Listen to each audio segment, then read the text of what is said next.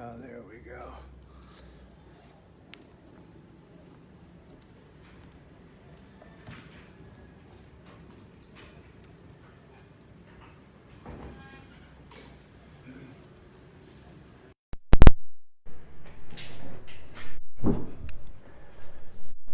Okay, from my heart to yours, nice to see you. You're welcome to be completely chilled, relaxed. Don't be afraid to move your body if you need to. I know it's not necessarily so easy for some people, including me, to sit cross-legged. Don't hesitate to keep your comfort very high in your heart. Now, I'm not sure that I know many people here. A few. Scott, from my heart to yours, thank you for opening up Usada to me, and to the people on Facebook who've been following me for the last 2 years on Facebook Live. This is broadcast worldwide, by the way. Your faces will not be seen, but your voices will when we speak. You're protected by anonymity. For those of you who've never met me, my name is Alan Clements.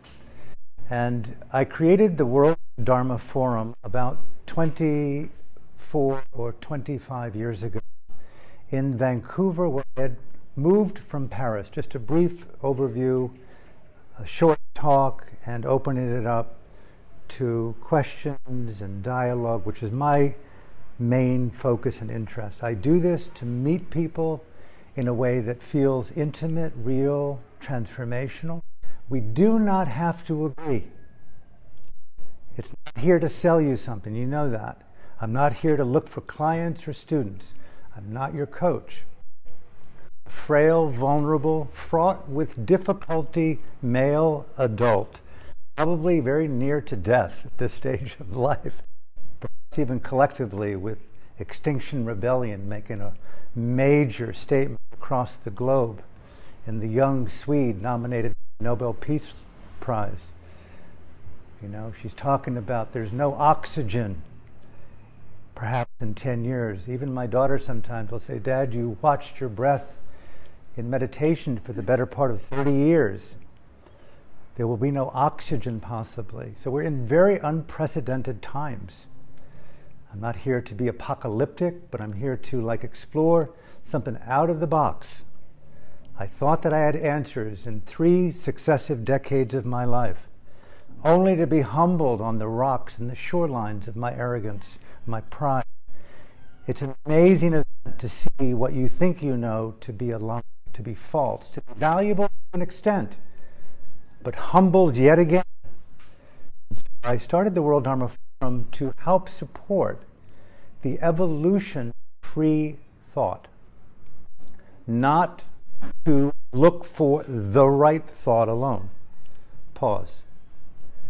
Many of us know that the success of a civilized democracy is based on those individuals who have a high regard for universal human rights. Sore topic, especially in those cultures where there is dictatorship or totalitarianism.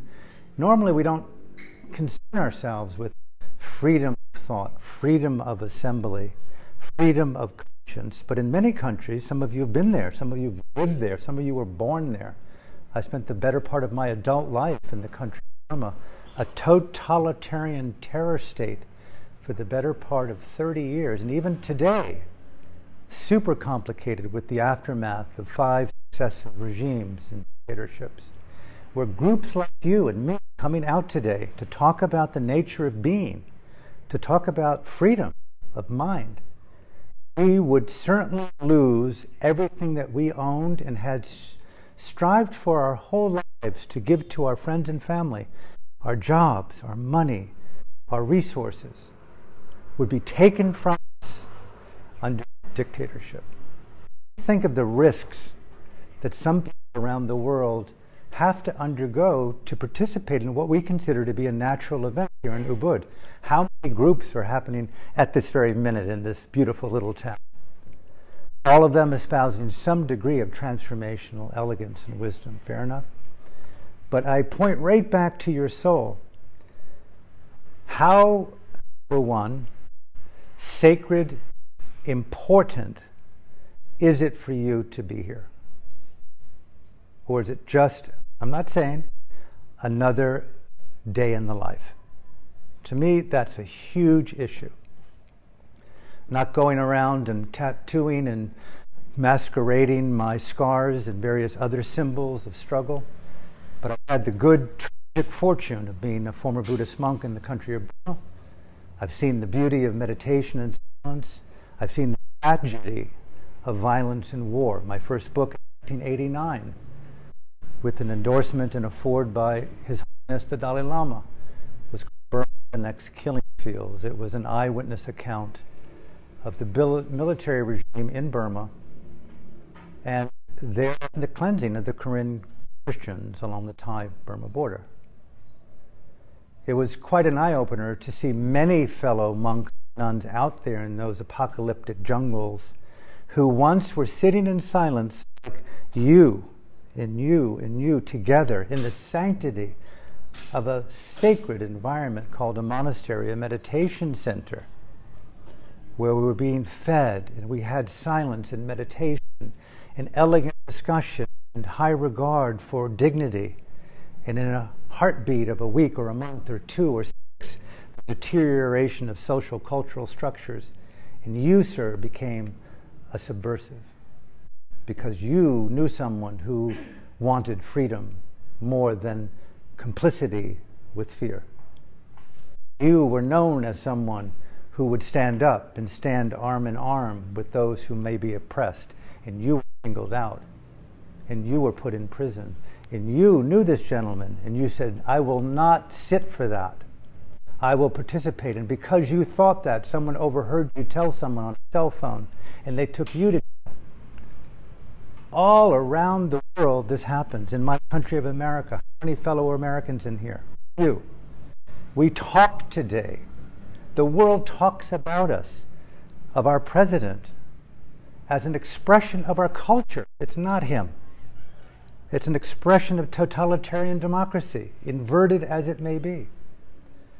That we're living under authoritarian times where fundamental freedom of assembly, speech, thought, conscience, big brother, big sister, not to get too preachy, these topics are front and center in my life today. And there's nothing compared to the bigger issues that are circulated around the world today. 6 days into the global action of civil disobedience, spearheaded by those in London, stopping the apparatus of the so-called homicidal economic machine. They're talking about near-term extinction and catastrophic economic, environmental collapse. Bali is not a refuge from that reality. We're in unprecedented times. And so by way of saying, I'm introducing you to the World Dharma Forum to talk about unprecedented issues in out-of-the-box ways. And equal to, I'll pause, open it up. I've been gifted in my life with wonderful guides and teachers whom I deeply respect. Most of them have passed on. I had a deep interest in practicing perennial wisdom teaching that allowed me to have a modicum of sanity, some peace within the chaos. How do you quiet your thoughts? I admit, I was a consummate addict. I juggled so many simultaneous addictions. I worked in the circle of addiction. It was amazing to me to go from cocaine to alcohol to sex to money to denial to newspapers to look to transcendence, denial, to spirituality, alcohol, to morphine, to Valium, to clonazepam, to modafinil, you name it. I was adept at the circle addiction, and I fit in to the art culture of Los Angeles smoothly. I adapted well through all of these various accoutrements of maintaining some semblance of sanity. I don't know how many of you know raising of hands, but in your own mind, raise your own conscience. Have you been in that realm yourself? I have suffered so deeply based upon my life, from brain traumas to physical traumas to displacements. The sob story's done. I am here today out of choice. I am who I am today because I entered the dragon. I'm a ferocious individual when it comes down to facing the denial, facing fear, facing. And so I say this only out, why are you here?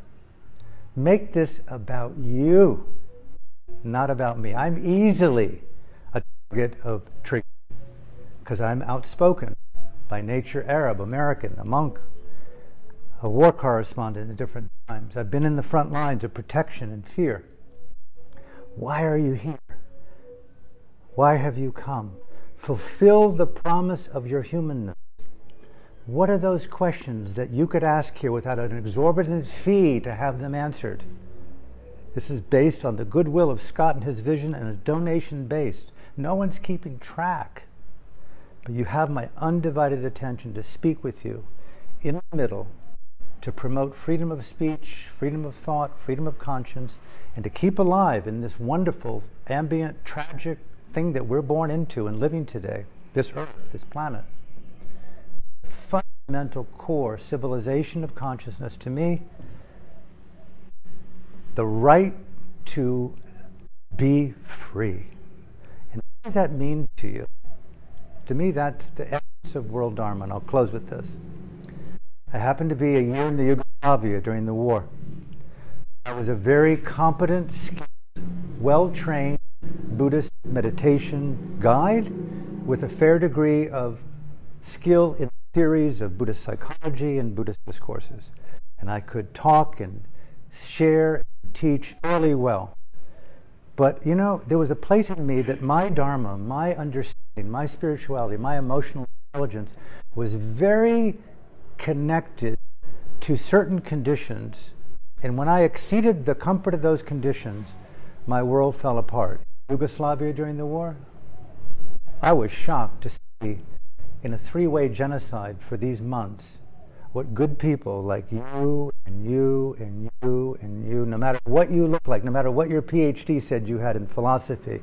I was a yoga teacher. I taught trainings in nonviolence. It didn't matter what your credentials were. Most everyone within a month to two was conscripted in the willingness, the vocation, the nationalism, the fervor of participating in the death of other.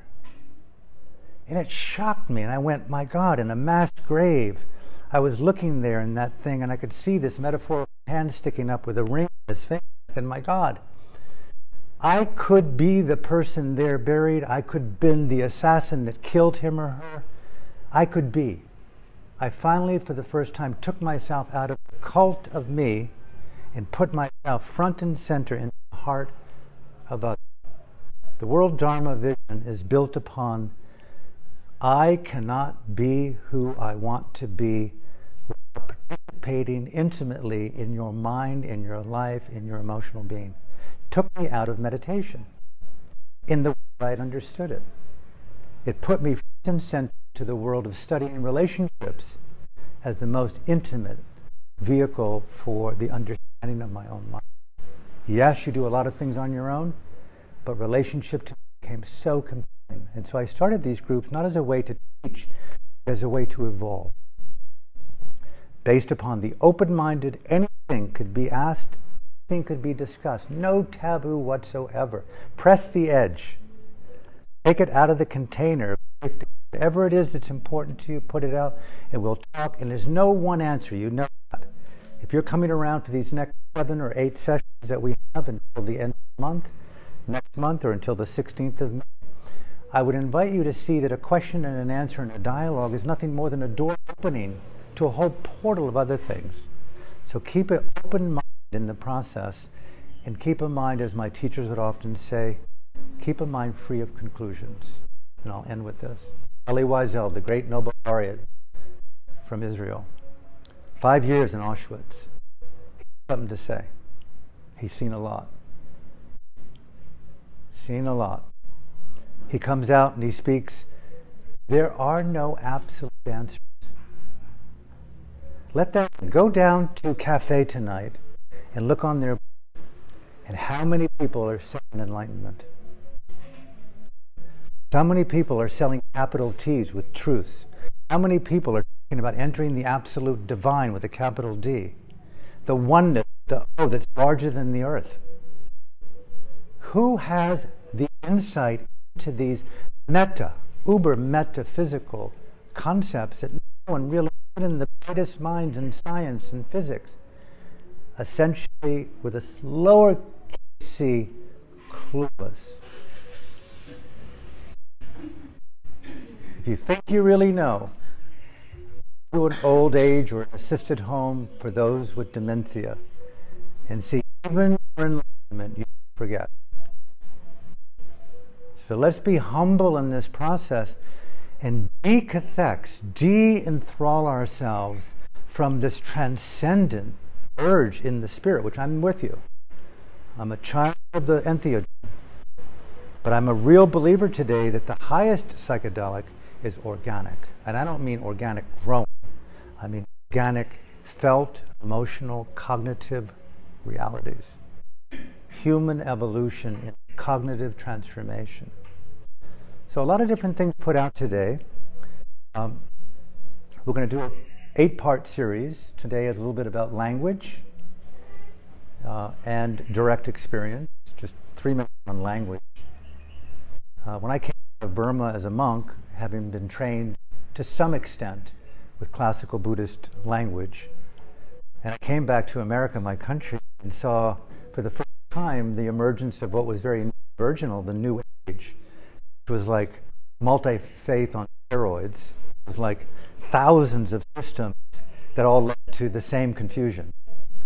And it was like a smorgasbord of leftovers from history and philosophies and emotional states, and people just experimented with everything to the point you didn't know what they were talking about.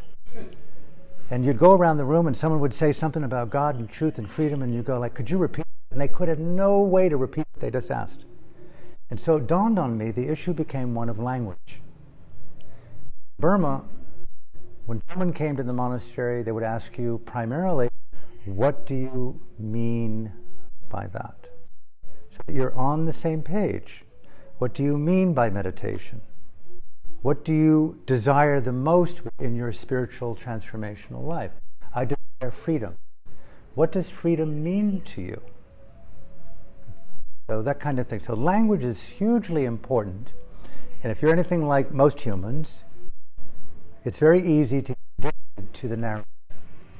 I don't say this as a judgment here, but it's an obvious thing for those who have eyes that see and ears that hear. There's some really uber talented spiritual secrets here. Ubud is a hotbed next to Canggu, first and second. Gold and silver awards there. And people who are like a queen and the king of their transformational wisdom trainings of teachers, above teachers, teaching teachers to teach those high-level triple-tier teachers how to teach the lower-tier teachers how to teach. It's shocking to me when you meet some of them, if you're a celebrity enough. I managed for about a week until I was fired. That I think I've heard that sentence before. It's called, you're repeating yourself in about 7 different ways, and it's like not even aware of how you're locked into your own bubble. It sounds really trite to say that, but don't be stupid. Because those who can hear and see, like a language coach or a language teacher, and they see you repeating something that's decidedly inarticulate to how the vowel or the phrase or you should read, you want them to help you, fair enough? You want to learn how to enunciate transformational wisdom clearly on the felt reality of emotions, not your idea of it. That's my point. And a lot of people are locked in narratives of how they think it works. And it's worked for them because they've sat in front of groups and people for so long, locked in the artificial intelligence of the Dharma. So you don't feel innocent, you don't feel reciprocal openness to meet me and you there in the middle to evolve something new that neither one of us knew before we met each other. Are you with me? So that's a real practice right there in itself. You want to put meditation in practice? How to be original, how to be vulnerable, and how to be open. and how to meet someone in the reciprocity of an evolutional freedom that isn't just you doing you. And so to ask yourself, how much am I running my narrative on me, and how much awareness do I have of the narrative as unnecessary baggage today? Far better to be in a heart of innocence and openness than it is with certainty, especially as Wally Wiesel said, those who know things as absolutes should be avoided. There are no absolutes. It's the road to dictatorship. He's talking about Nazi Germany. He's talking about a Holocaust, Burma, genocide, Yugoslavia, three-way genocide. People, good people, Buddhists, Hindus, Muslims, Catholics, Greek Orthodox, took their narrative seriously and said, we got to kill for it. And there were people just like you and just like me. Good looking, blue-eyed, brown hair, PhDs, master's degree in spiritual fluency. And those fuckers could be whipped into a fervor far quicker often than those crude people that they wouldn't even talk to on the city corner who are less urban, less educated, less cool. So I'm saying from my life experience, let's come together here and develop something of an oasis of, I would call it mindful intelligence, and discover something over the course of this next 4 weeks, 5 weeks. Bring your friends, do anything you need to do to keep investing in the sacredness. I would encourage you, I'm going to be here, the sacredness of this rare opportunity to discuss. So, trainings, practices, meditation. We're going to have a progressive sharing of that over the next 7 sessions.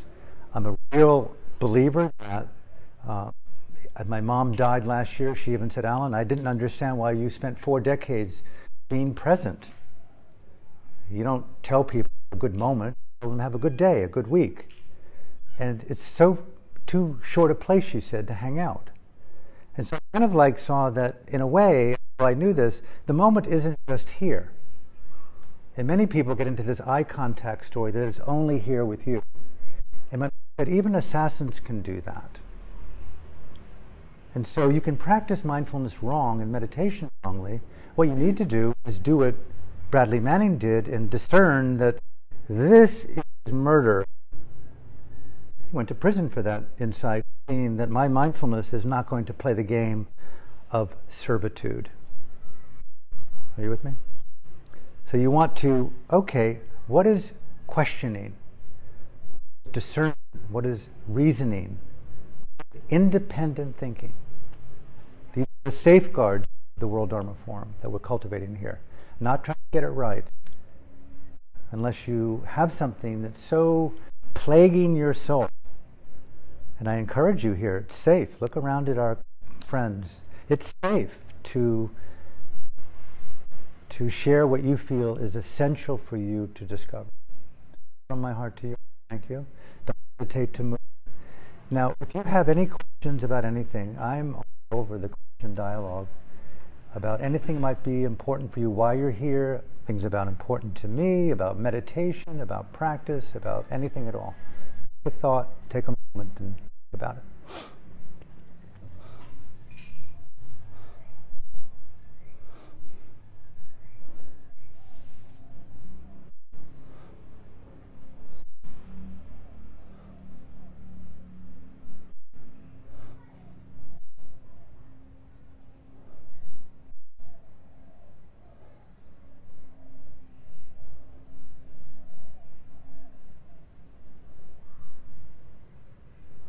Most of you know the word Dharma. Anyone who's never heard that word or has a working definition for it? It could be the most important word that I've come across in my life. And I coupled the word world with it while you're thinking of questions. I think it's important to know the basis of what the meaning of world Dharma means. Dharma, Sanskrit word, Dhamma, D-H-A-M-M-A in Buddhist Pali.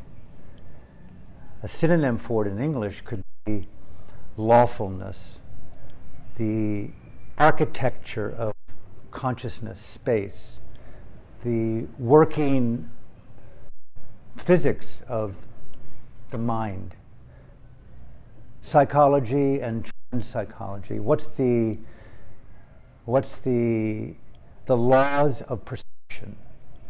How do I understand the concept of self-generated suffering? And the Dharma would be to study how that is constructed, and equally, how do you de-enthrall the mind from participation in self-generated or self-engineered conflict.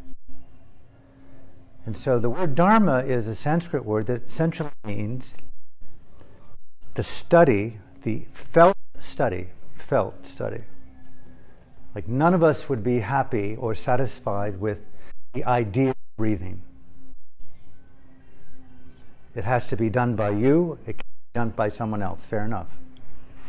It has to be done by you and me all the time. You can't do a camel act on it. You can't store it up.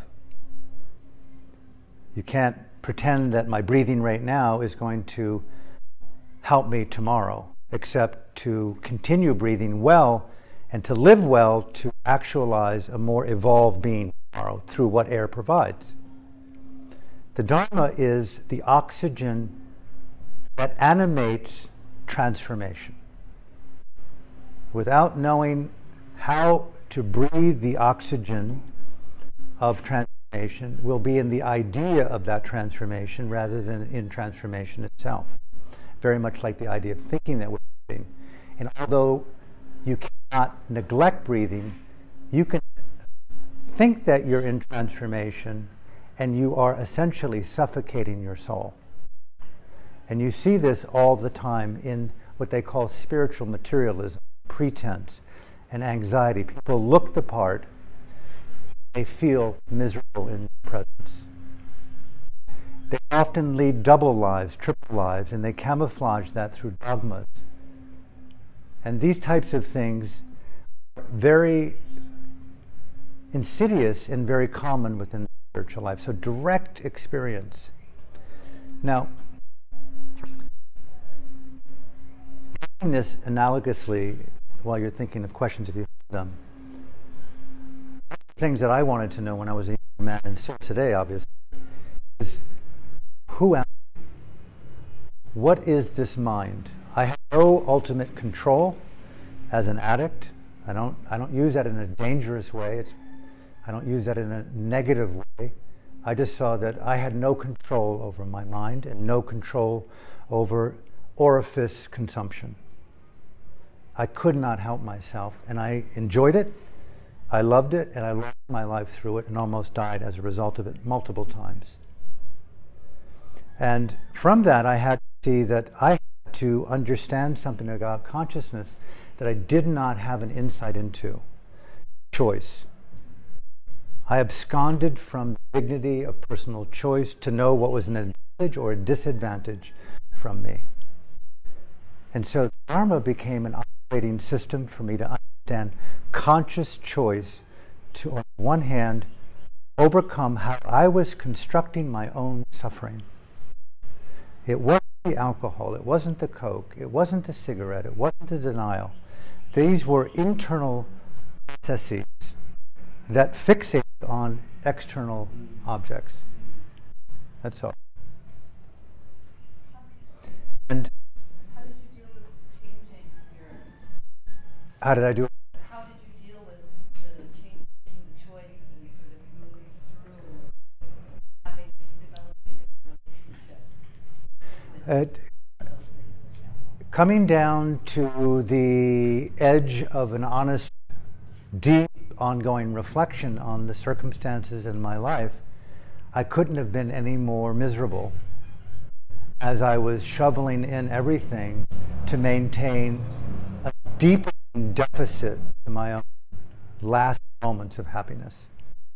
There was no amount of anything I could do to ward off the anguish now that I was dying in.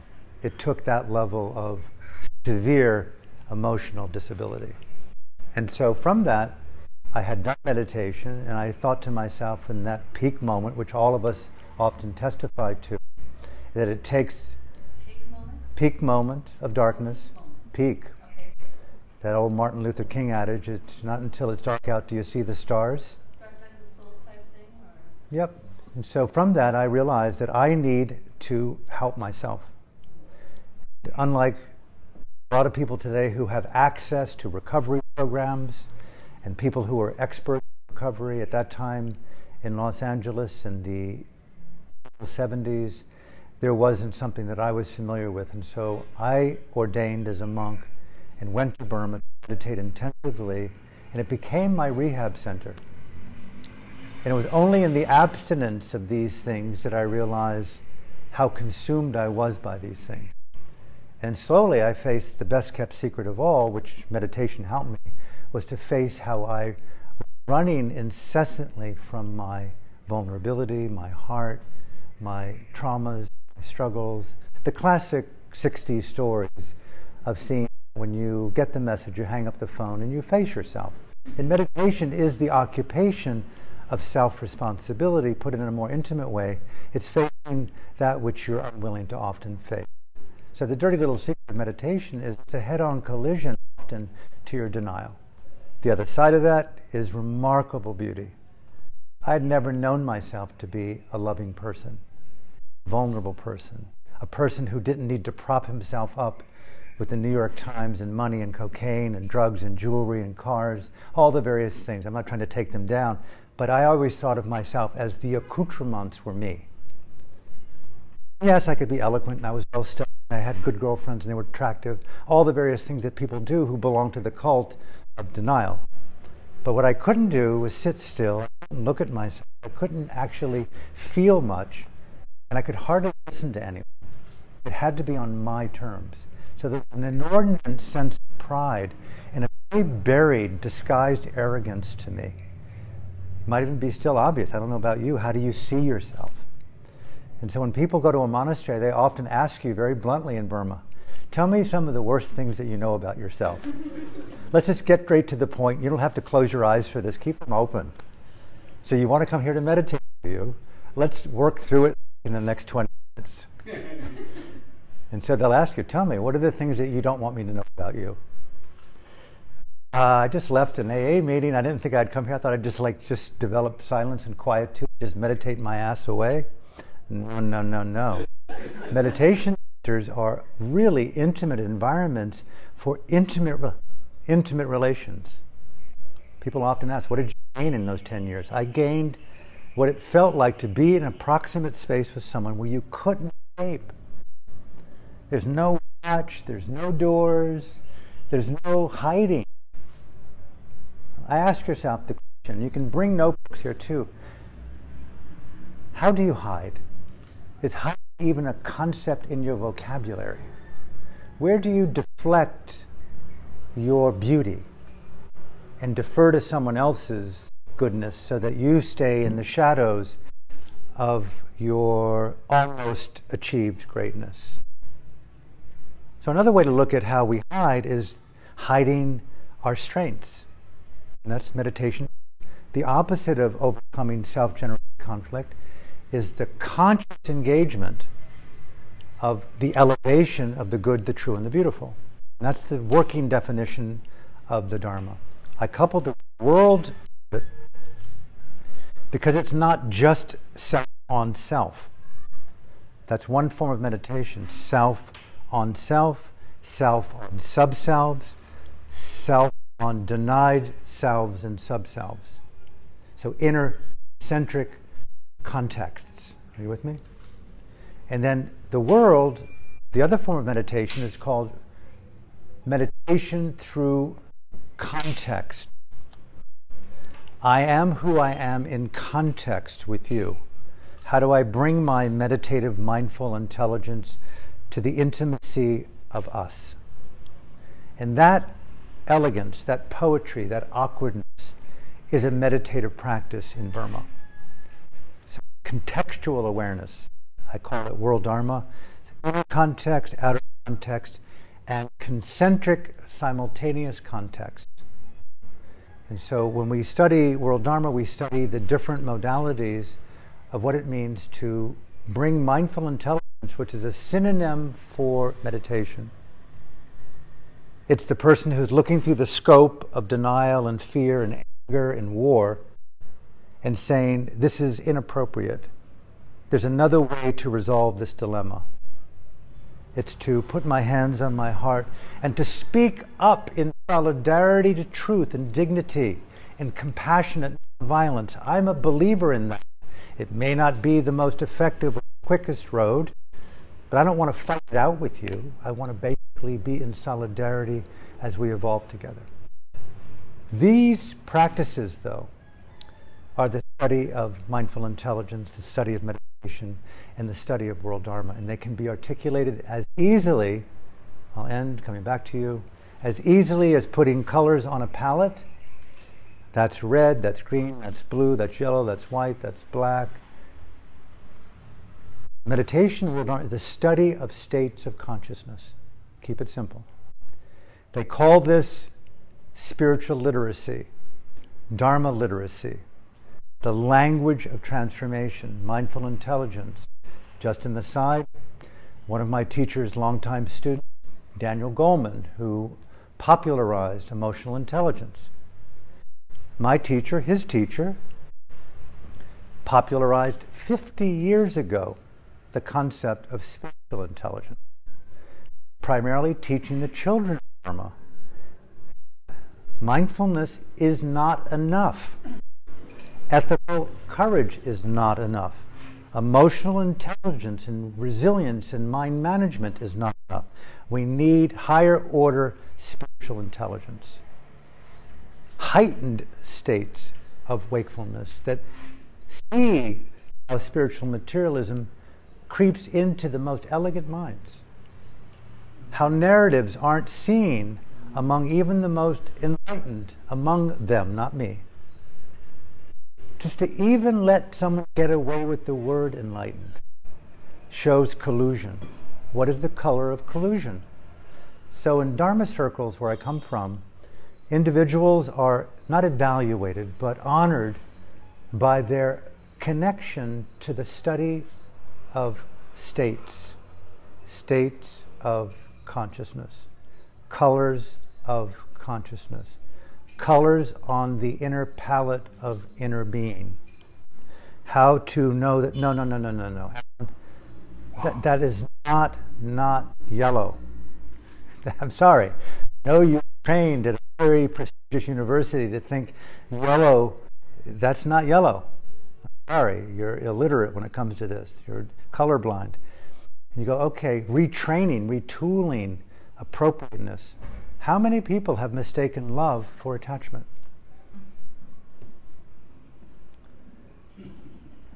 Unbridled pride and access to substance as joy and choice. Bring it on, man, bring it on. The absence of that line, call it love. The absence of that money, call it wealth. The absence of that face that's now no longer able to be Botoxed and filled out because there's no filler big enough for the crevasse of your denial. Even beautiful people are insecure. How do you work with insecurity? What is insecurity? And what is true confidence? And teachers in Burma would often ask, tell me, sir, you've come today. You're a very interesting man. I really want to get to know you. Well, when can I begin my retreat? Oh, no hurry. There's no hurry. No hurry. Once you're in, no doubt, most of the time people can't wait to leave. You're probably one of those runners. Are you a runner? What do you mean by that, sir? Someone who really sincerely goes up and after a couple of days decides that it's not for them. So let's get to the point quicker. How do you know whether you're going to like it or not? I won't know until I try it. Let's try it right now, okay? So they give you like a 3-minute version. I think you convinced me. I just came to meet you, so I'm out of here. I'm out of here. And so teachers in Burma would try to talk you out of it. They would try to talk you into transformation and out of the form. You with me? Let's breathe together. Let's not talk about breathing tomorrow. So immediacy is another issue here with direct experience. None of us would ever be satisfied with intimacy in hope. Intimacy in direct intimate experience allows us to grow in intimacy, to feel a new dimension of it later. And so a lot of the meditation practice isn't eyes closed or silence of mind. That's 2 days ago stuff. Happiness is not on the table anymore. It's something much richer and more dimensional than happiness. Content, the prejudice towards, a stress-free mind that's just fucking outrageously in bliss, tantrically orgasming all the time. How many people here are walking around in an undulating, full-bodied denial orgasm, constantly in bliss? Me, coming all the time. I'm not trying to satirize them. They do well enough for themselves. But meditation is dimensionality, dexterity. I'll give you a clue. I'll just stop. I was on the flight back from Singapore, and I was going over some of the riffs that I use in my theater piece. Coming up here, I'm going to do it again in the mansion on the 25th. Talk more about that. And I was going on about how the Dalai Lama's inspiration is a man known as the Weeper, who cried all the time when he saw someone suffering. And I would often use in the first part of this riff that how easy it would be if we had a young Syrian girl here who was suffering from the most acute form of PTSD. She had lost her mom and her dad, her brother, her sister. She had no legs and she was blind. All from a fucking American bomb used by an ISIS soldier, blamed on ISIS, that we created. Collusion, multiple levels of collusion. You with me? I'm an American. I can bash my culture. You can't. And here, it's very easy. This is not some ordinary guy whipping around with a namaste tattoo on his fucking ass through wood, almost killing you. I'm talking about real empathy, and I'm like there, oh my God, this is the real thing, right? And all of my day, I'm annoyed.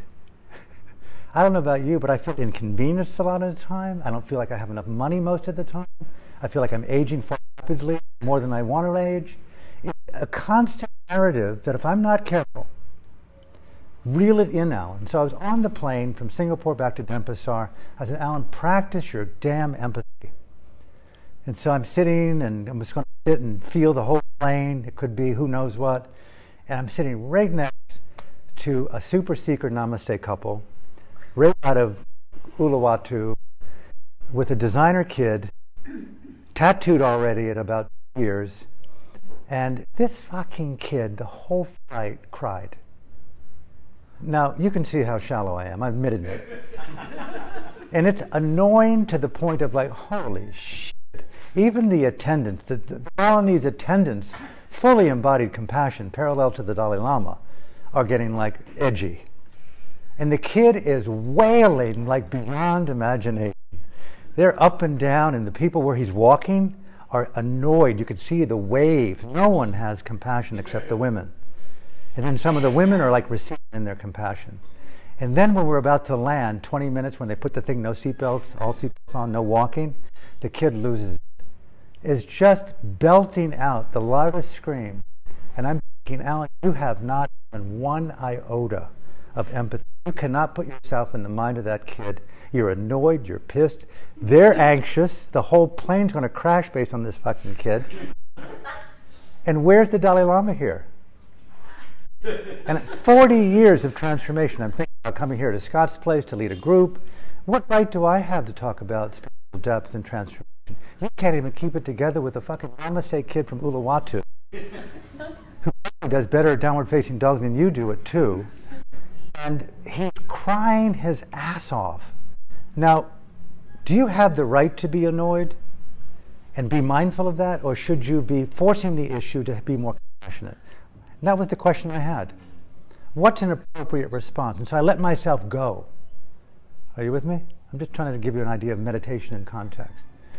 Going like, okay, this could be you, this is you, you're the Father, you're the primordial God, you are the container of all life. Drop in. This kid is suffering.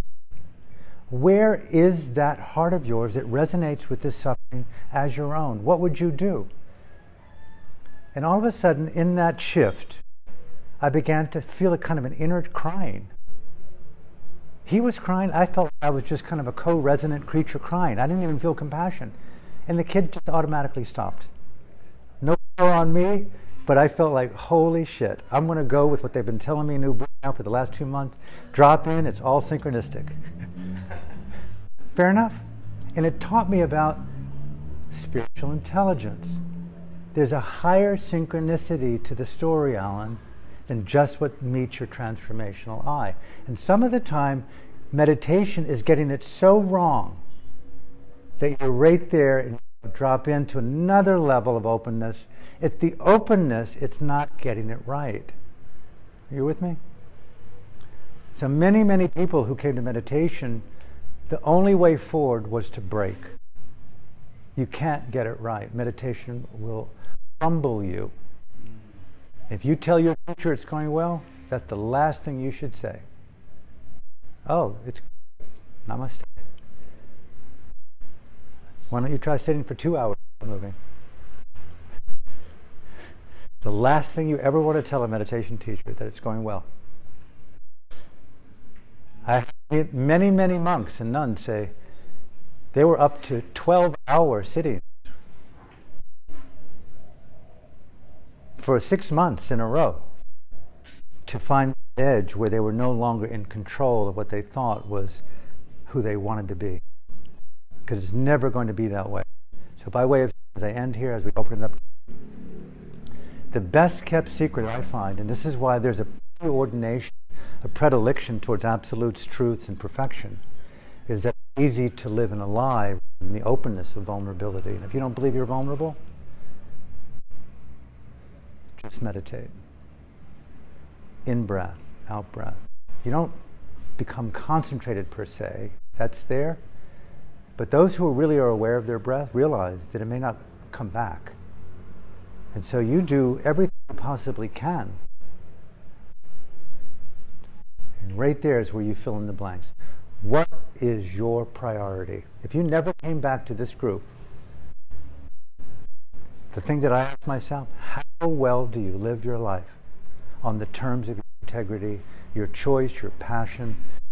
And I don't know whether you know this, but if it was dark out, and there was a horizon, if it was cloudless, there's a northern star, and that northern star was a metaphor for you fucking, I cannot live without the actualization of that. To me, that so trumps personal peace. Having a vision that cares about things larger than your own self-interest is the grooviest thing I've ever seen in someone. My generation at 68 watched our breath, our navels, and the cult of me over and over and over again. And look where we are today, on the precipice of extinction. Break the coma of being in the now. It's not the only place there is. In America, we have Native American Indians. Some of them said, think, my friends, 7 generations from now, when you're doing something, how will it affect them? The far-reaching now is a new generation of activists. The young lady from Sweden, 16. She's calling the entire civilized, educated, scientific world, you're full of shit. You're full of shit. Not bargaining with them. And she's talking to me. And she's talking to you. There is a load of shit in our spiritual palette. And I would tend to, before you put colors on it, what can you do here on day 1 of our World Dharma Forum series? What can you do to clean your palette?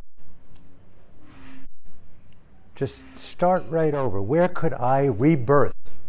My teachers would say, where could I start over here? It's already going to be there. You already got your wardrobe of clothes, you got your wardrobe of dogmas and beliefs. But what don't I have that I want to discover? What have I not done that I want to achieve? What steps do I want to take to enliven that vision? How do I want to live my life rather than just the next, no insult intended, rather than the next ecstatic dance? Okay, do it while you're here, Get them in as frequently as you can, store them up. But be among visionaries that says, I've got a dream. I want to care for the future of life. I want to care for my own life. Dream big. And that's what I would say that meditation is one of the great things that it can provide. It's not the absence of thought. It's how well you dream and imagine. But dream big in terms, and then your dream has to be environmentally friendly and has to have, like, what's within the realm of dreaming? You have to work that out yourself. You have to examine. The first concept today is the study of language. Is that what do you mean by environmental friendly? What do you mean by the words that you're choosing to ask? That's the only thing that I would encourage all of us to do here, not to abscond from the importance of dialogue. I'll jump in there with you. But when you take out your phone or your pad or go home today, what are the key words that you use, and what is the meaning of those words to you? I write incessantly as a writer and a speaker. I write all the time. I've written today 7 hours. And I'm not like writing sentences. I'm collaging words and definitions. I'm looking at Wikipedia. What do I mean by that? I belong to dictionary clubs.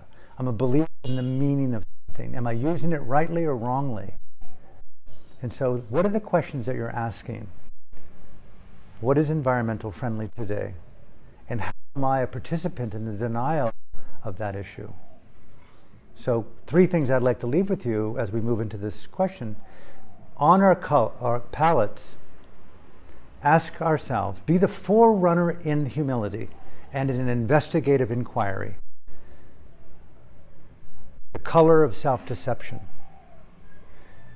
Pause. How many of us are aware that in the yoga world, the Buddhist world, the Islamic world, the Catholic world, the broader spiritual world, look at the amount of denial, sexual violence that's gone down. Fair enough?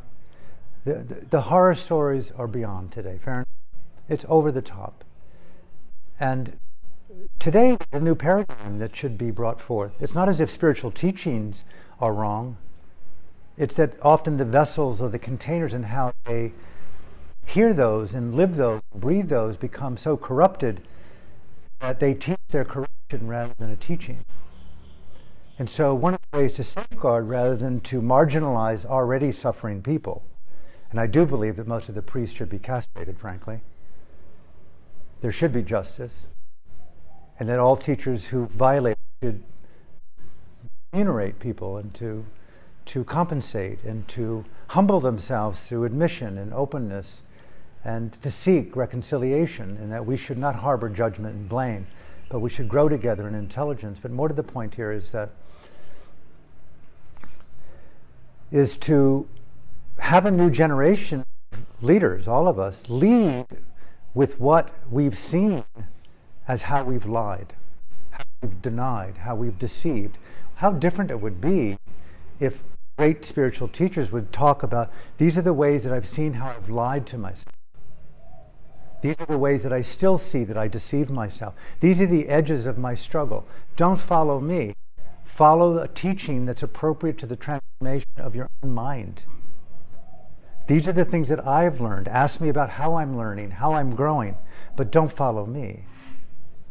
Meditation is identical to your index finger. Hold up your right index finger if you so choose to be a follower. And no joke intended, but there's no 2 fingerprints the same. There are no teachings that are the same. They're dogmas when they become the same. Remember that. 1,000 people can be meditating, and 1,000 people should be doing something radically different. That's called you. And this is where authenticity has become the new nirvana. But what does authenticity mean? Blending in like a lemon? Belonging to the cult of an influencer? Being a follower of another person's ideas of what it looks like to be groovy? Is a very, very fine line, as I've said many times, between being a badass and a dumbass. And so be very careful of how we imbue the practice of transformation with the ideal of what it should look like. And to come unglued, there's no 2 of us that will orgasm in the same way, even if you don't. There's no two of us that will ever kiss in the same way. It's anathema to the human condition. There's no two of us that will hold hands in the same way. Let's overcome sameness. And that's the strength of a democracy, is the unity, diversity kind of thing. The same thing in spiritual scenes. I belong to yoga. I go to often yoga classes. How many yoga teachers are driven by form and claim that they're not? There's a way in which it would look. Yes, there's alignment. It's crucial. But the real asana is one of conscience, integrity. Integrity to what? Keep asking yourself the question, and a very common thing to ask yourself when you're using words, trace back the meaning to what is the direct experience that I'm pointing to or asking from. What is environmental sanity as a lived experience in my day? And examine how I fulfill that commitment and how I negate it. And then you know the answer to that question based on your lived experience. And then you can go from that into greater expressions and challenges and risks. How will it affect a year from now or 10 years from now? A difficult concept, without a doubt. It's very hard to see what we don't see. With the dopamine pump in our hand, we're all participants in mass murder. Everything that we use, electrical, sadly, is participating in the collective death march. That's another thing that I find rare in circles, is the color of hypocrisy. And to wear that as a badge of honor, not to live in a critical manner, but to own that. Own that. It's very difficult to live in synchronicity to the rightness across the spectrum of what rightness looks. And yet spiritual holiness is alive and well. Really, really well. But to own your hypocrisy is innate to being a wise human. So, other questions? Madame? Can you define again what spiritual intelligence means to you, and do you think that meditation is the only way to achieve that? You know, what's your name? Nice to meet you. Mindful intelligence, spiritual intelligence. You've just come out of a retreat where you practice mindfulness intensively, and you're at a table with 4 or 5 other people, and you're a guest, and you're practicing eating meditation and being mindful, reaching for the food, and you see it on your fork, and you lift it to your mouth, and you open your mouth and place your food on your tongue, and you lower your arm, and you're eating mindfully, tasting the sensations of warmth, of sour, of salt, of nutrient, of joy. All the while, you're in some bubble of me being mindful of me, denying the context of being at a dinner as a guest with 4 or 5 other people. Okay, that's mindfulness practiced in a extreme way, which is very much like you do in a monastery or a retreat, with just a small amount of awareness of other. Because you're there to practice what will mindfulness do if I do it on a regular basis, moment to moment, for a day, an hour, a week. But mindful intelligence would be that you do that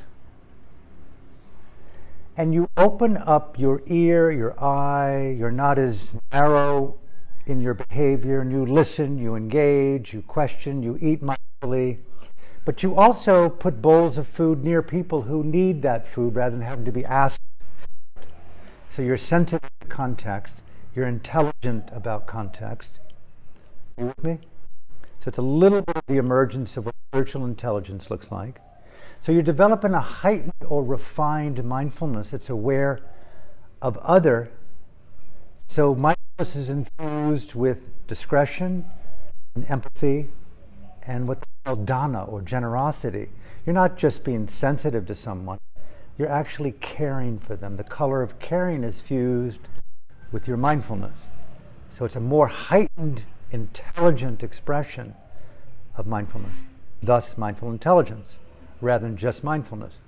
Someone else begins to say something, and they're kind of abrupt and rude, and they call, I've been out there in the front lines with my army, And I've just come from Washington, D.C., and I work for a president there. And you go, you work for a president? You work in the Pentagon, do you? You just did the secret bombing in Iraq. And, that's the one that used that drone that killed 400 people, most of them children and women. You're aware of this person, and he's telling this incredibly funny joke. And people at the table are mesmerized by his humor, and they really defer because he's powerful.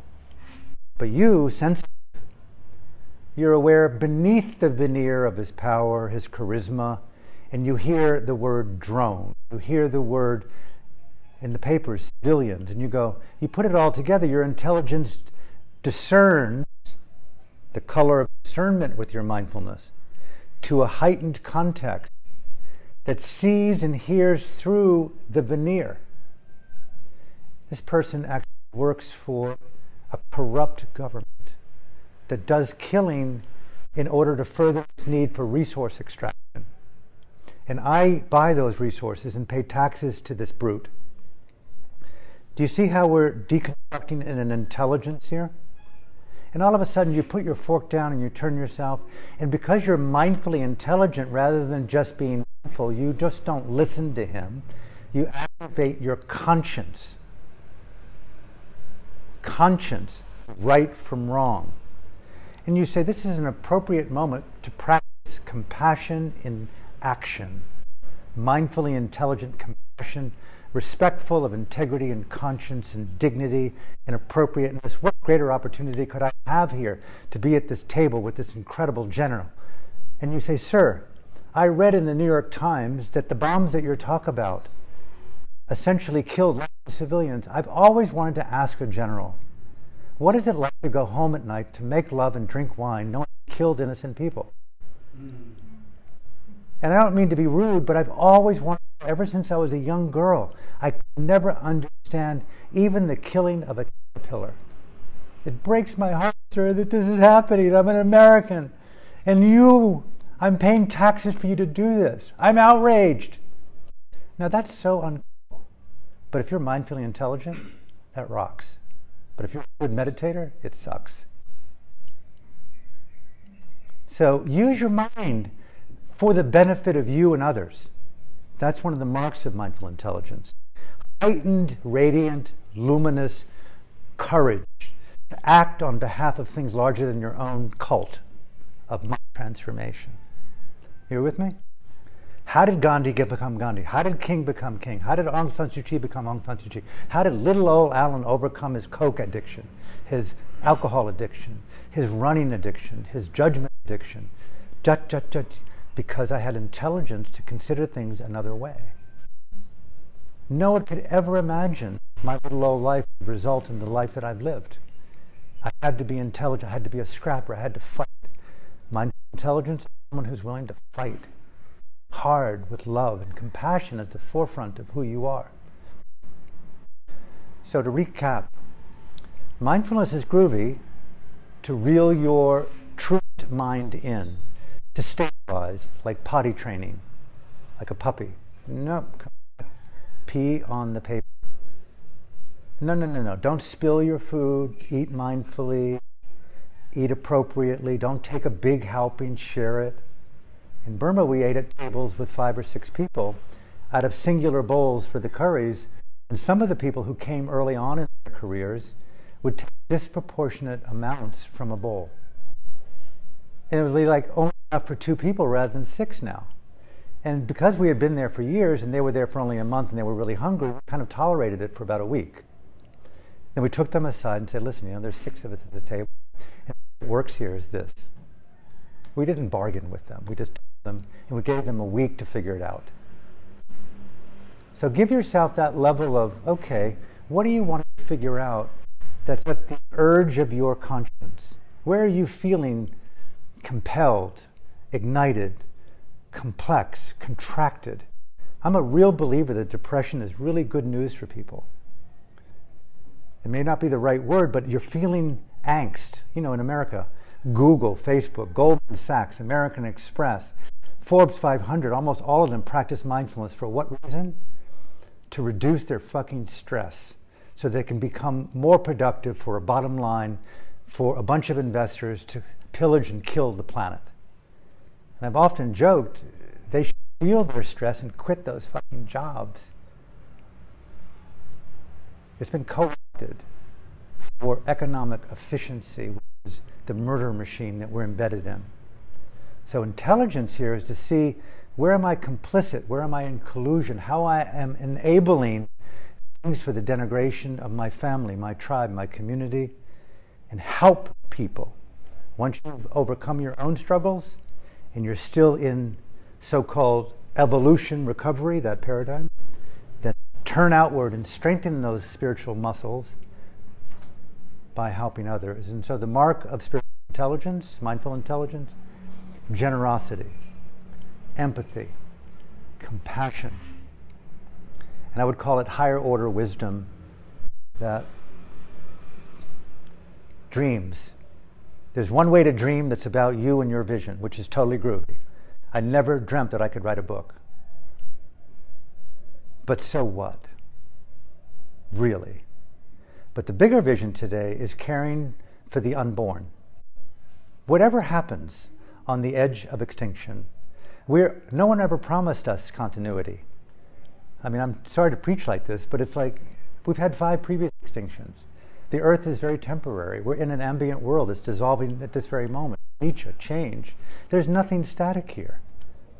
But to dream large enough that your little steps on this planet matter, who you see, how you touch, where you make love, who you choose to be in company with, that you choose your words carefully and wisely, because the poetry of your heart will lead to the Rumi that's never known 1,000 million years from now. Somehow you and I met. We used language that's shared. And we're doing this here in what's called timeless transformational wisdoms.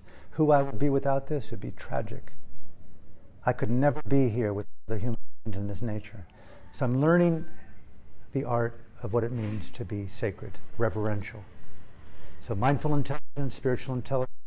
How well do I live and breathe sacred presence? What that means to me, and I'll end. I care so much about you that I'm going to do my very best to not hold back. That's all. That's all. So I beg you, what does it mean to you to prioritize your priorities, and let that be the operative definition of spiritual intelligence? It's a pointing to something that you want to actualize, not to achieve from a book from me.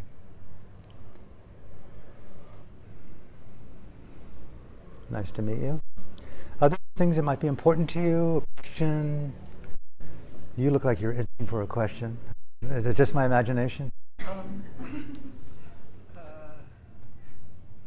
Take your. I didn't mean to put you on the spot, but a couple of things. Yes. You said. You said many things. I have said some things. You said many great things. I guess my question is, in being powerful and strong,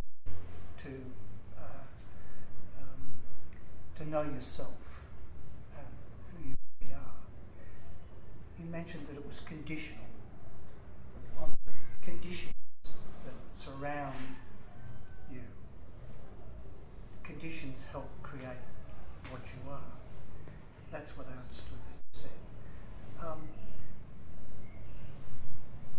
To be able to be mindful around disharmony and dysfunction in the world, with people, with environment, with war and problems, to be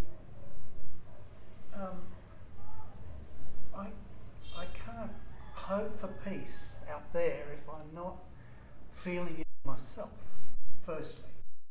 And I've been very cynical in my life about spirituality and people that say and do things like you were. I understood you were referring to spiritual cynicism in a sense. So the question, I guess, is, unless I can see what arises in my own mind, it's very hard to be real, because I'm operating intellectually, I think, if I'm not recognising what's coming, what's bubbling up in my day, in my hour, in my second, what's bubbling up that's making me do that. And that's catch. Let's just, shall we talk about this a bit? And just don't hesitate to interrupt me or put your hand up and say that's not what I meant, or what is your name? You look like a very beautiful man. I mean, you look like there's something very genuine about your own nature. I mean, maybe I'm projecting, but maybe your image of yourself is inaccurate to, maybe you're very, I mean, what are you struggling with inside that's so difficult? I'm in your era, age-wise. So in my youth, I was very activist and was climbing up trees to stop them being cut down when I was 19. Fighting the battle very early on. And then I ran out of money and had to join the war and try and have a life.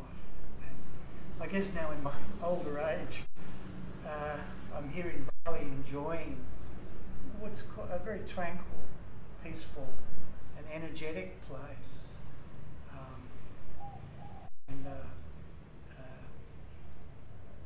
I guess I do feel pretty tranquil. Are you satisfied with the quality of your emotional, intimate, sexual, romantic, spiritual life? Yeah, I'm also. I mean, that seems to be the fundamental, or the $64,000 question is, am I actualizing the promise of what being human means to me? And those touch points seem to cover them all. How well do I show up? Who are the relationships that matter to me? What are the qualities of these interactions on the day-to-day level? Some are present, some are on Skype, some are FaceTime, some are strangers. Are there things in you that are unmet? Are you harboring desires or fears that aren't discussed? I don't think so. I think perhaps your example of the dinner table conversation, perhaps I don't speak up in that way enough.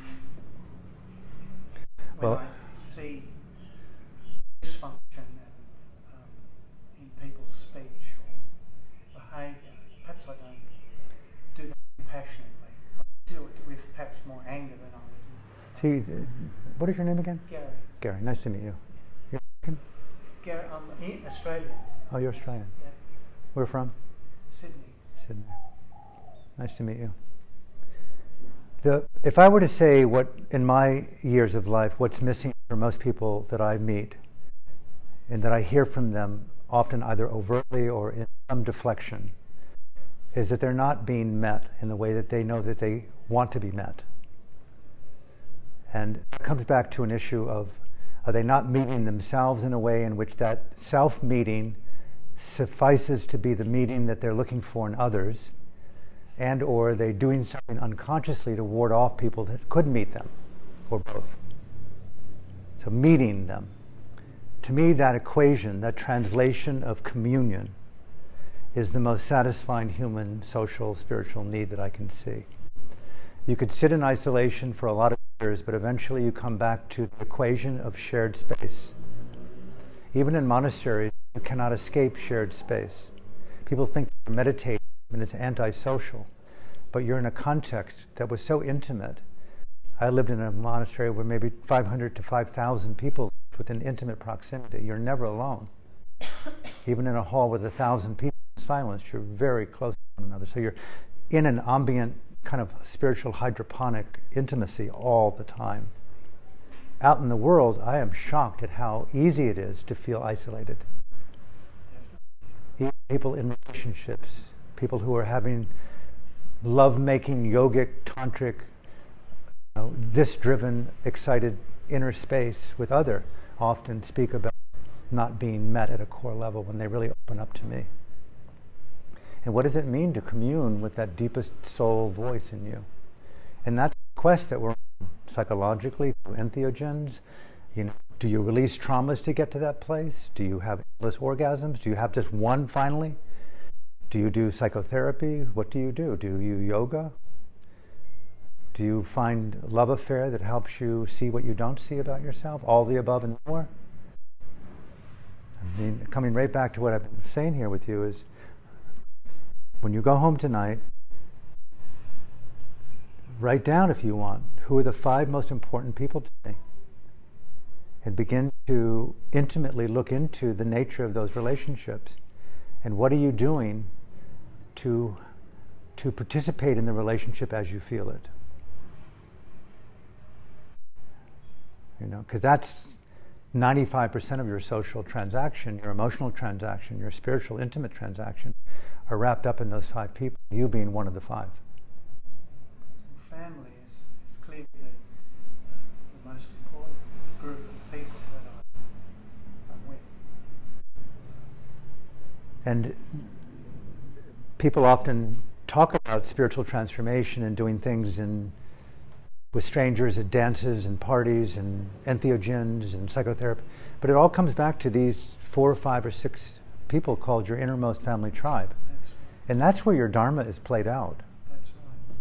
And if you want to be a happier person, a more fulfilled person, it's go right back into your commitment to your marriage, to your principal partner.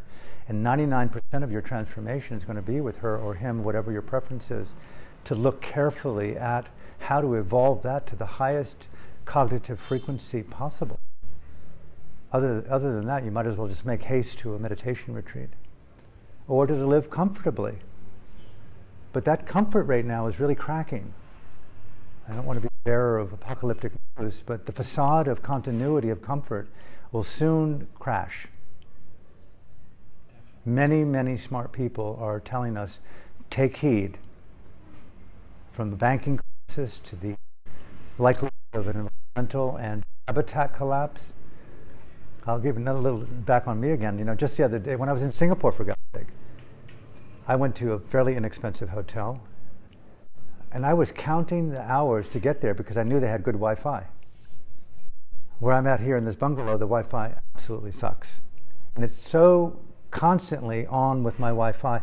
I have to let you know I'm in Bali, it's a 3rd, 4th world, my Wi-Fi sucks. Okay, did you hear that? Cut off and blah, blah, blah, blah. I got there, I could not believe how my inner world was like broken glass from the time of 2 months of being here in Bali with poor Wi-Fi. How in denial I was, addiction to simply the internet. And so I point this out to you, is you can be in relationships but be completely unaware of what you're doing there.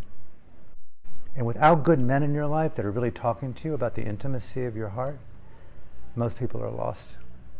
And the greatest things that men don't have with each other is good men. They're hard to find.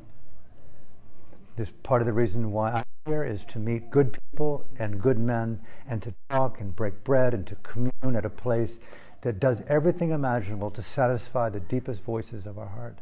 So it's my invitation, to the extent that you want to show up, I'll give you my very best to give you all that I have, to hear you, to talk with you, question anything about me that you want to know, and go anywhere that you feel comfortable to go with me or anyone that's here any week to explore why you're a man, why you're human at this stage of your life. So, thank you for coming. What time is it, by the way? 2:45. 4:25. So we got one more question if you have it. Take your time. I'm very good with whatever it is that you want to talk about. Anything at all that might be important to you? Question? You know, meditation, leave with this. People often ask me, what is meditation? How do I practice meditation? How do I embody a meditative way of being? Okay. How many of us practice some physical disciplines, whether it's exercise or qigong or yoga? Who doesn't? Almost everyone does, right? People ask me, how do you live? Well, what I do is I try to stay embodied. Very simple. People ask in a monastery, how do you practice meditation? There's 5 postures. There's sitting meditation. There's standing meditation. There's walking meditation. There's lying down meditation. All throughout the Buddhist texts, the traditional text, you'll see men and women who practiced primarily in one posture more than another. Some sitting down, some lying down, some standing, some walking. Combination of one or two or three. In the monastery where I lived, they practiced all of them equally. And they emphasized one over another. And then they had a fifth posture, which was called everything other than sitting, standing, walking, or lying down. And they would call that the fill in the gap practice. Are you with me? So rather than going to a yoga studio alone to practice for the 90 minutes in the company of others, which is great, or believing in taking yoga off the mat concept, which I don't particularly agree. I think you practice yoga in the world and you bring it to your mat, personally. I think you practice meditation in the world and you bring it to your cushion. You don't take your cushion to the world. You don't take your 5 minutes a week to the world. You take your 23 hours a day, whatever it is that you do, to your 5 minutes a week. You do that, it's all postures, everything in between. So eating meditation. Amazing. Before I stopped smoking cigarettes, I did 6 months of cigarette smoking meditation. What that meant when I was writing a book in Paris is that I want to talk on the phone and talk to you. I know we just had sex, I want to have a cigarette. Oh no, I'm at a bar, I want to smoke a cigarette and drink and talk to you. No, I cut it. Only in my cigarette chair. Not talking to anyone. Because I had the belief that somehow I should stop, and the only way to do that was to be mindful of what I was doing as a habit. So I sat, I'd look at my cigarette pack, looking, desire, Alan, put the damn thing in your fucking mouth, get on with it. You know you're going to do this as fast as you can imagine. Reaching mindfully, you fucking fraud. You're a pretender. Lifting, feeling that thing like, God, do it well, Alan, you're really good at fraudulent behavior here. All you care about is getting the fix. How many times ago I put it to my mouth, put it back down and went back to writing? Never in my life had I done that. Sometimes I would smoke. And just like in the monastery, we were not allowed to keep your fork up in the air when you ate, or your chopsticks. You had to lower it and take your hand off it. If you're a smoker, hold that shit in there.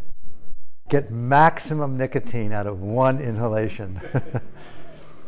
And you feel the effect of this thing. And how many times in that 6-month period before I stopped that one inhalation was enough? And I realized it had nothing to do with how rapid you do it. That was the denial thing, slowing down.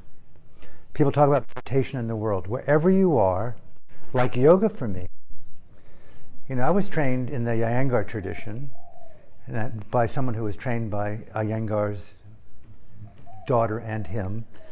And you embody the body. Fair enough? Get over it. Wherever you're sitting or you're talking, you're looking, you're listening. Listening meditation, word meditation. My teacher taught Aung San Suu Kyi. Speech meditation. What does that mean? Where is truthfulness rooted in your heart? Where is truth? Who can feel the energy of truth in their being rather than just the randomness of comfort? Fair enough? Has to be truthful. You'd want to be a person of truth. And then you choose the right or appropriate word. Mindfulness, intelligence is not just being aware of speech, but the variety of important aspects of speaking and interrelating. Choosing words. Many of us know that in a relationship, if you don't hit the right word at the right time, it can be over or damaging. It's amazing how fragile relationships are with concepts. You damn well better. What did you say? No. Don't gaslight my ass. I didn't. You did. It's over. Next, swipe left. You're done. And so choosing words, choosing space between words, cutting narrative habits, tone. How many of us fluctuate and play with tonality in our speech? You can say the right fucking word, or you can say the right fucking word, for God's sake. And you're endearing to someone or you're annoying to someone. It's energy, right? You get the point. Truthfulness, timing, words, tone, and intention. What's the intention? To dazzle, coerce, manipulate. You got to check out your intention. And then the last is, do you do it freely or do you do it with an outcome attached to it? If all those components are there, you have a meditative opportunity to utilize speaking meditation. So embodiment isn't just the body, grounded in physical sensations. Seeing, hearing, smelling, tasting, touching, thinking, walking, bending, reclining. My teacher would often ask students who would come to him in meditation, which breath did you wake up on in the morning? Which breath did you go to sleep at night? Are you that attuned to the process? So people want to introduce meditation into their day. I wouldn't encourage formal meditation. I would encourage informal meditation, which is like lying down at night rather than coming into a fetus. Just, even if you're in a relationship, it's totally cool. Just do what's called the reclining posture against the back. Put your hands in a very comfortable place. You're going to sleep, so it's totally cool. And just chill and feel and inhabit. Chill, feel, inhabit. In breath, out breath. Slowly sleeping, you lie down, go to sleep. When you wake up in the morning, I do a little bit of yoga on my back in the bed, and then I do 5 or 10 minutes of reclining meditation, get up, do 10 minutes of yoga, and from that point on, commit myself as best as possible to standing up straight. And trying to make contact with people from the best, most heartfelt place, either when I'm with them or listening to them. That's, at the end of our life, we're only a series of relationships and the conscience that we have in those relationships. And they really are one person at a time. So, from my heart to yours, thank you for coming out today. Scott, thank you for the vision of Usada. For those on Facebook Live, thank you for tuning in. Thursdays and Sundays from 3 to 4:30. And may I invite you, if you're coming back, which I'd encourage you to tell your friends, it's a word-of-mouth event. I'm thrilled to be here. It's an honor to be here. Bring your notebooks. There's wonderful things that you can write that help support this transformation. I'm a real believer. Stop buying spiritual books. Write your own. No two fingerprints are the same. With that said, I write books, give them away. If you've left your email and you want me to have it, I'll take it from them and I'll send you a copy of one of my books as a PDF, and you can see the things that I think about. Not necessarily have to follow, but if you want it, you can keep it. It's yours. So, have a great couple of days. Thank you for coming out. Remember the Dharma. Remember your heart. And if you ever want to hang out, I'm at night, usually at Cafe Hang from 7:30. Bring your friends, and we're more casual there if you want to come around. So, okay. Thank you. Namaste. Thank you, Alan. Thank you. Alan will be here for at least another month. As was said, let's try to bring some of our friends and support this message. Such a beautiful and pure message. Thank you. Thank you. And, we have an email list downstairs. If you haven't put your email, please put it on and I'll pass them to you. Thank you. Yeah. Okay, great. Have a good day. Thursday at 3. Okay. Thursday at